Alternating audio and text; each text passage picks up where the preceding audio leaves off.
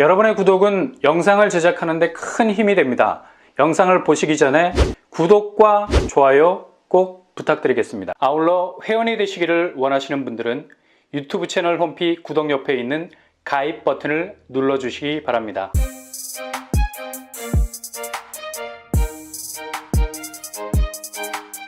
안녕하세요. 뻔뻔한 복덕방입니다. 12월 8일 어제 아주 획을 긋는 사건이 터졌죠. 상황이 이 정도 전개될 줄은 아무도 몰랐을 겁니다. 가뜩이나 지금 부동산 하락세가 굉장한 속도를 붙이고 있는 와중에 있는데요. 그만큼 부동산 심리가 완전히 한쪽으로 기울어져 버렸기 때문이죠. 나무도 도끼로 찍다 보면 어느 순간에서는 도저히 자기 무게를 감당하지 못하는 타이밍이 있는데, 이렇게 되면 그냥 스스로의 무게에 의해서 급속도로 무너지기 시작을 하죠. 아무리 쓰러지는 쪽 반대로 돌려 세우려 해도 이미 기울어진 나무는 엄청난 무게감 때문에 그냥 빠지직 소리를 내면서 무너지는 쪽으로 넘어갈 수밖에 없습니다. 그래서 벌목하시는 분들이 마지막 타이밍에 발로 툭 쳐서 아주 쉽게 거대한 나무를 쓰러뜨리고는 하는데요. 지금 부동산 집값 상황이 이거가 똑같아. 이미 하락세로 기울어가기 시작하던 때가 가을에 문턱이 시작되는 9월이었습니다. 그럼에도 불구하고 여전히 부동산 시장은 뜨거울 거라는 예상들이 지배적이어서 시중에 돌아다니던 자금들이 죄다 부동산 시장에 몰리기 시작을 했고, 있는 돈 없는 돈 은행 창구에서 한 푼이라도 끌어모아서 신축 아파트 사려고 분양시장에 덤프 트럭으로 퍼나르듯이 대출금을 뒤지게 쏟아부었죠. 이게 그냥 화근이 된 겁니다. 바로 천문학적인 가계부채 1800조에 달하는 액수, 개쩐다. 이 정도 액수라면 충분히 세계 1등을 먹고 남을 만한 액수죠. 아니나 다를까 OECD 국가 중에 독보적인 1위. 근데 이게 지금 시중은행 주담대 금리가 은행채 살짝 내려간다는 이유로 동시에 상생금융 크리스마스 이벤트 같은 초단기적인 행사로 인해서 점점 주담대 금리가 내려가고 있어서 이젠 저금리 시대로 가는 것 마냥 뽐뿌질을 하는 소리도 들리고 있는데 정말 조심하셔야 되고요. 절대로 미국 기준금리는 5% 아래로 내려가지 않을 겁니다. 이미 세계 금리 수위는 이 기준에서 옴짝달싹하지 않을 정도로 얼어붙어 있는 반면에 우리만 지금 3.5% 수준으로 벽마개를 꾹 누른 채 버티고 있는 건데요. 최근 한국은행에서도 초저금리 시대는 꿈도 꾸지 말라는 얘기를 하기도 했죠. 가뜩이나 다른 선진국과 비교해도 기준금리 수준이 낮은 상황인데요. 고금리 악몽의 시대가 언제 끝날 것인가? 그렇게 상반기 미친 듯이 몰아치듯 집을 샀던 분위기가 그새 금리 재갈이 물려가지고 힘을 쓰고 악을 쓰고 맴을 써도 이게 해결이 잘 안 되니 그냥 집이 덜컥 넘어가 버리는 상황이 발생을 하고 있습니다. 이걸 임의경매라고 하는데 법원에서 확정 판결 받지 않아도 바로 경매가 진행이 되는 케이스죠. 집주인이 대출금 제대로 갚지 못하게 되면 3 스트라이크 아웃 제도입니다. 3번 정도 연체되면 바로 넘어갈 수가 있어요. 은행이 걸어놓은 근저당에 의해서 진행이 되는 경매인데 이게 지금 전년 동월 대비 2배가 넘는 속도로 증가하고 있는 추세인데 정말 집 하나 사려고 열심히 노력했던 모든 순간이 물거품이 되는 거죠. 서울은 2배 이상 늘었고 경기 지역 역시도 2015년 이후로 최대치를 찍고 있습니다. 경매 시장의 물량이 폭주하고 있다는 건 결국 매매 시장 하락 속도를 더욱 높일 수 있는 일종의 시세 RPM. 이게 상행선이 아니라 하행선이라는 게 문제죠. 그냥 냅다 질러. 그렇게 시원하게 대출을 땡겼을 때 외쳤던 소리가 이제 집값 스스로 하향 곡선을 급격하게 그리면서 사라져버리고 있습니다. 그러니 집주인들 얼굴은 파랗게 질릴 수밖에 없는 거고, 집값 하락 추세는 아마 부동산 역사가 시작된 이래로 외환위기나 금융위기 상황이 아닌데도 불구하고 속도면에서 그리고 낙폭면에서 단연 부동산 역사의 기록을 갈아치울 만큼 엄청나게 집값이 떨어질 것으로 전망이 되죠. 이거 단지 대외 변수로 인해 부동산 집값이 영향을 받는 일시적인 현상이라면 얼마든지 효과적으로 집값 잡을 수 있는 대안이 나올 수 있겠는데 지금은 백약이 무효야. 그 어떤 페인킬러, 진통제를 처방한다 해도 그냥 일시적일 뿐, 증상만 잠시 잠재울 뿐입니다. 집값이라는 건 겉으로 보기에 하락 속도가 굉장히 더딜 것 같지만 심리적으로 붕괴가 되는 시점에서는 주식보다 빠를걸. 엄청난 혼란이 멘탈 붕괴를 통해서 오기 때문에 이때부터 혹성 대탈출이 시작이 되는 겁니다. 이렇게 지금 동서남북 대한민국 부동산 집값 어느 곳이건 구멍이 뚫린 것 같이 기존 집값이 빠지는 현상이 아주 뚜렷하게 진행이 되고 있는 상황이죠.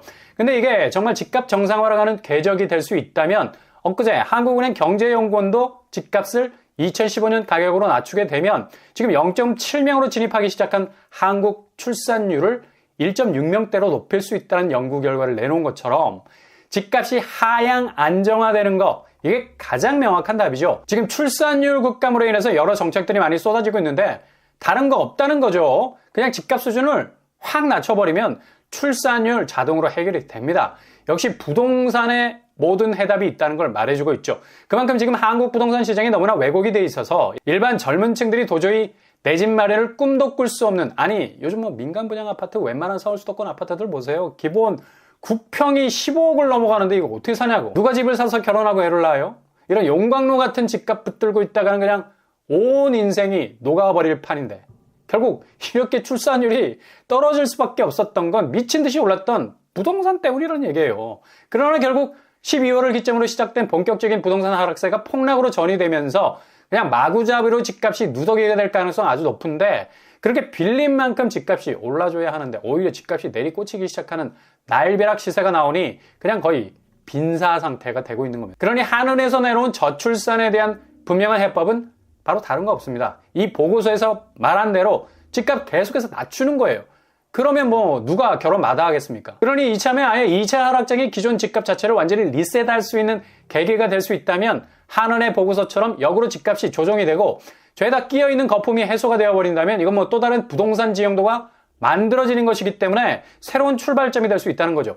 그리고 지금 대내외 여건을 봐도 집값은 더 이상 이전처럼 절대로 치고 올라가지 못하는, 이미 비상할 날개를 잃어버린, 수년 전만 해도 뭐 서울 하늘을 활공하면서 여의주를 입에 물고 극강의 시세 차익을 보여줬던 담보가치의 그 찬란함, 이제 완전히 사그러들었다.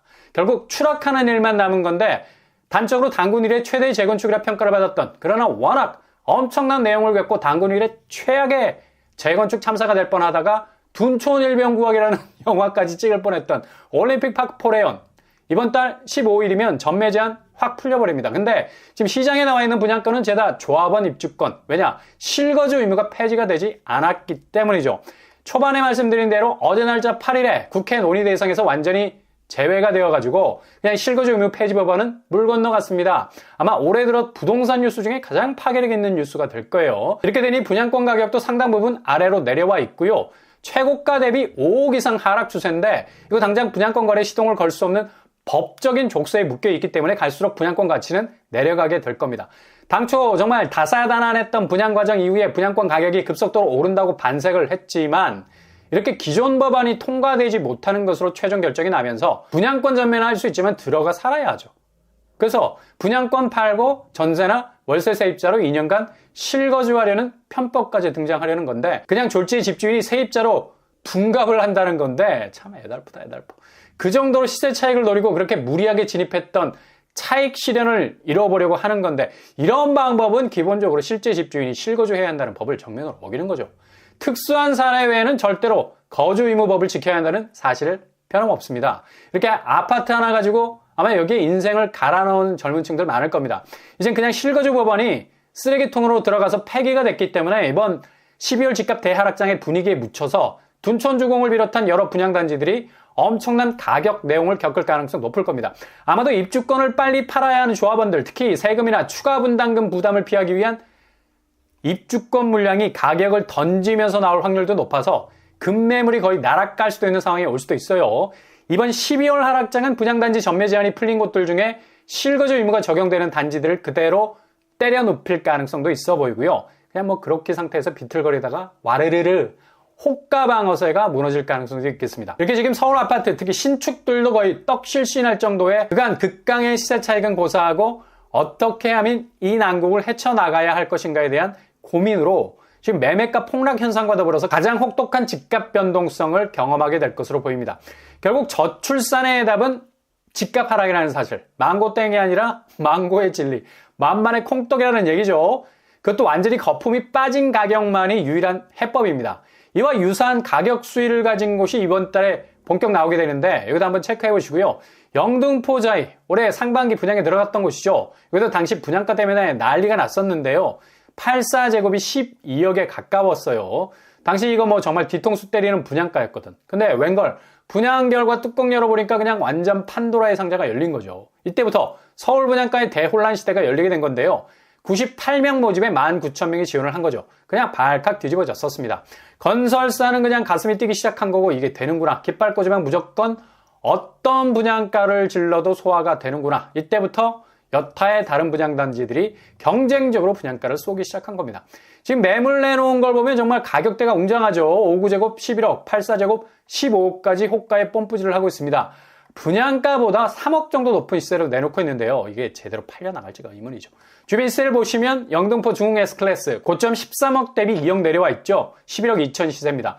분양가가 주변 시세보다 더 비싼 거지. 이거 상당히 불안할 수 있는 겁니다. 그만큼 신축으로서의 경쟁력 지켜봐야 한다는 거고요. 근데 여기 같은 권역에서 6, 7억대 분양가로 나오는 아파트가 있어요. 그리고 영등포와 동작구 경계선상에 있는 곳이기 때문에 흑석동에 있는 대장주들, 흑석 아크롤리브하임 84제곱이 지금 22억 8천의 시세가 나와 있습니다. 그리고 상반기 43만 대 1의 무순위 경쟁률을 찍었던 흑석자이 16억의 시세를 보이고 있네요. 아마 영등포 쪽보다는 동작구 쪽이 가까워서 이렇게 되면 영등포자이뿐만 아니라 흑석자이가 눈이 뒤집힐 정도의 시세로 나오는 신축 아파트가 되겠습니다. 주변 시세를 확 끌어내리는 효과를 가져올 수 있겠어요. 일단 한 방에 1000세대에 가까운 물량, 그리고 알짜 입지라 불러도 무방할 정도로 동서남북 서울의 초도심과 연계가 되고 있는 입지 가지고 있습니다. 바로 일주일 후에 여기가 공급이 풀리게 됩니다. 지금같이 미친 분양가 시대에 바로 나오게 되는 서울대방 공공주택지구. 동작구 수방사부지보다는 가격대가 낮아서 메리트가 훨씬 있을 것으로 보여요. 서울도심 한복판에서 나온 공급이라 해도 미친 분양가로 청약에 눈길이 잘 가지 않는데 여기는 이런 부담을 충분히 해소할 수 있는 부분이 있죠. 정확한 공급 규모는 858가구 나오고요.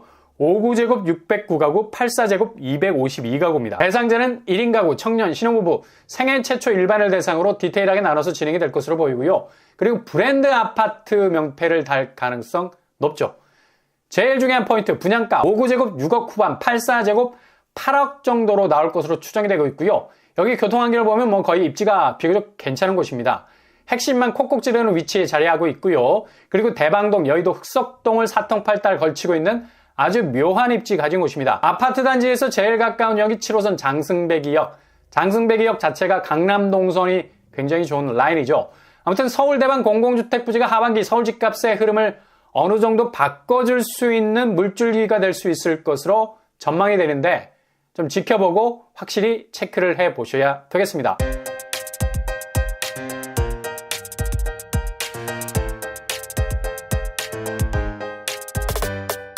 오늘의 부동산 캐리커처, 어제 12월 8일은 아마도 서울 4만 채 신축 아파트 입주자들이 대혼란에 빠질 가능성이 아주 큰 파장을 일으키게 될 것 같고요. 특히 둔촌주공은 거의 직격탄이 될 것으로 보입니다. 2차 하락장이 본격 진행이 되기 때문에 이런 영향을 그대로 받을 것 같고요. 영등포자이, 흑석자이, 주변의 아파트가 깜짝 놀랄만한 가격에 12월 오픈을 하게 되는, 여기도 한번 눈여겨보시고요.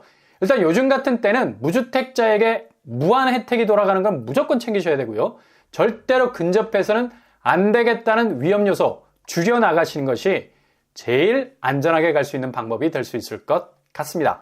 오늘도 응원합니다. 여러분의 길이 꽃길만 되실 수 있기를 바랍니다. 이상으로 뻔뻔한 목독방을 마치겠습니다. 구독과 좋아요 부탁드립니다. 감사합니다.